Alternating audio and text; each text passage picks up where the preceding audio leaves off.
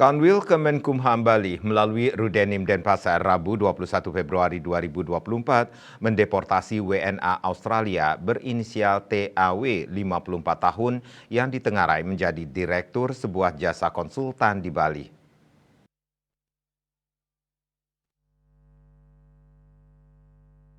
Rudenim Denpasar melakukan pendeportasian terhadap TAW Direktur PT TWC setelah investigasi yang dilakukan oleh pihak imigrasi terhadap status izin tinggal dan aktivitas bisnis TAW. Bule yang tinggal di sebuah villa di daerah Kediri Tabanan sejak sekitar tahun 2020 adalah pemegang kitas investor di PT TWC sejak 12 September 2019.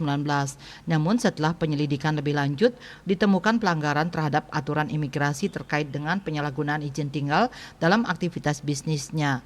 Dalam keterangan yang diperoleh, PT TWC yang bergerak dalam bidang konsultan manajemen telah bekerja sama dengan salah satu agensi jasa keimigrasian di Bali, MVB. Namun kemudian ditemukan bahwa ada ketidakkonsistenan antara kegiatan bisnis yang dilakukan oleh perusahaan dengan izin yang digunakan.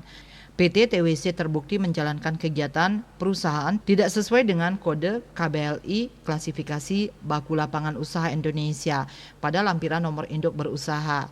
Kepala Kantor Wilayah Kemenkumham Bali, Romi Yudianto, melalui Divisi Keimigrasian, Kanwil Kemenkumham Bali telah mengambil keputusan untuk melakukan tindakan administratif keimigrasian berupa pembatalan izin tinggal keimigrasian sekaligus pendeportasian terhadap TAW. Langkah ini diambil sebagai tindak lanjut atas pelanggaran yang dilakukan terhadap aturan imigrasi dan ketidaksesuaian antara aktivitas bisnis dengan jenis izin tinggal keimigrasian yang dimiliki. Wanita tersebut telah dideportasi melalui Bandara Internasional I Gusti Ngurah Rai dengan tujuan akhir Pet International Airport dengan dikawal oleh petugas Rudenim Denpasar.